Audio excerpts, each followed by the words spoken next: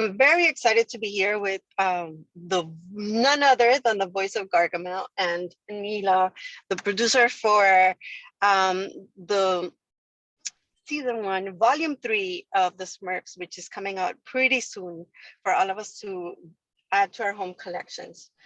So I'd like to just plunge in, and Mark, can you talk to us a bit about your Gargamel journey?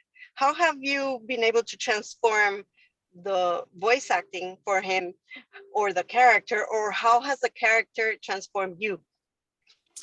Okay, well, in terms of transformation, basically, it's my voice. So there, I can take it so many places, but I could never emulate somebody else's work, nor what I would want to, out of respect for whoever did the voices before me. And also, you know, we're talking about a series that was originally in the late 70s and 80s, and we have to make it relevant to nowadays. And villains, he's a classic villain for sure, but you know, we can upgrade him and update him. and I guess the director felt and the producers felt that I was the guy for the job, basically. And I mean, yeah, I fleshed him out, you know, like I do with all the characters that I played. So gave him a purpose, and I decided that I was going to make him lovable, and feel empathy for him, you know. Yeah, essentially, in a nutshell. So it's great because yes, I feel that I'm more drawn to say to Gargamel these days than I would in the past. So you definitely nailed the empathy for him.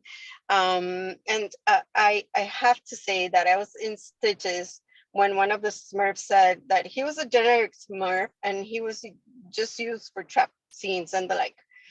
Could you share a favorite Gargamel line that you might have? Well, I think the lines I do like is when he's giving his cat a hard time, because Azrael's insisting on something that he saw that Gargamel didn't, and Gargamel's just insulting him basically. I think those are kind of like the funny lines. Those are the ones where because we're seeing it from Azrael's point of view, and you know that he's right, but Gargamel's just so caught up in whatever he's doing. he doesn't realize the world around him is changing, and you know, so I think those are the moments I find kind of funny, quirky.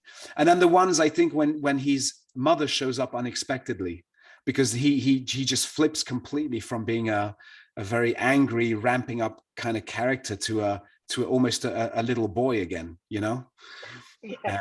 And yes, I find that those are kind of the, you know, when you offset emotions very drastically, I think that's when the character really comes alive, and he's over the top. It's just fantastic. But I wanted to rebound on something you said, Mark, and shoot over to Nila. Mark was mentioning how we're going with the times, and I think that the Crystal Ball and Gargamel's mom is a classic Scream versus moms today. And I totally love that. Are there any more instances that you think that we can relate to watching the Smurfs like this? Or can you share some thoughts as to the process of incorporating such advances and such relatable moments for families? You mean in terms of technology? In terms of technology, in terms of the family itself. What I'm driving at is it's just fantastic to be able to co-watch as a family. Oh yeah, of course. Yeah. The different situations, and definitely in my house for sure, there's always a battle with the screens, and I mean that Crystal Ball is just that screen. Yeah, of course. Yeah, no, it's something we really try to do. That was really important for us when we produced this show, and it's great to hear that what we tried to do actually came through. So we not only wanted to make a new fantastic vibrant show for the kids of today, but we also wanted to please the fans because they're so important to the brand. And if you have like the fans that watch the original show say, okay, this series I cannot relate to, I'll just put my kid in front of it. then we didn't succeed.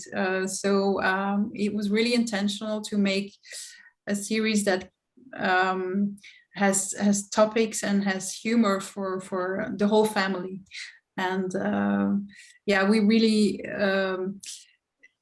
when we read the script ourselves and we had a good laugh and we said, okay, we can relate to it ourselves as adults and as fans as well, then we knew that we were on the right track. Yeah, and you will see a lot more of those things in the coming episodes. Oh, that's fantastic. And those are the things that we appreciate, because it makes it easy to share with our families what we love as kids and still be able to enjoy it and relate to it. So fantastic job, bravo. Thank you so much. Yes, it was just great. I know that Gargamel won't have an issue picking just about any Smurf to get his hands on. Do you guys have a favorite Smurf, and why is it the favorite Smurf? From when I grew up, it was obviously Smurfette, because she was like the only girl in the village. So being a girl, you kind of automatically relate to Smurfette. Yeah, and now we have a whole bunch of new female characters in there, so there's lots more choice. But Smurfette, of course, evolved in this new series, and that's why I can relate to her today as well, because now she's this strong, independent woman, and that's what I try to be as well. So so I kind of related to her in 30 years ago, but now as well. Yeah. And what about you, Mark? Have a favorite Smurf? That's like picking between my kids. That's a curveball, Teddy. I would say this though: if I could take a little bit out of each Smurf, I'd create the most perfect Smurf on the planet. Look at you. I'm thinking like Gargamel. No, I actually, the characters I do like are probably the ones also who don't say very much, don't have much dialogue, but either they go through like the comedy of repetition, like a Grouchy, for instance. You know, they kind of like appear and send and give you like blotches of color on a white canvas. The baby Smurf is kind of cute. He's rapport with Papa Smurf, I love, you know, like the generational thing between this grandfatherly figure and this little kid, whereby this Papa Smurf can be really stern, and all of a sudden he melts when he sees baby Smurf. You know, little things like that. I find those little moments. I love to add those colors in the overall narrative or the plot of a particular episode. So I think I do move towards those. Definitely, baby Smurf has a melt people factor. yeah, it's funny. Yeah. And now that we have so many episodes to enjoy and so many that are coming out, do you have an episode that you would absolutely recommend no one misses and watches over and over and over again?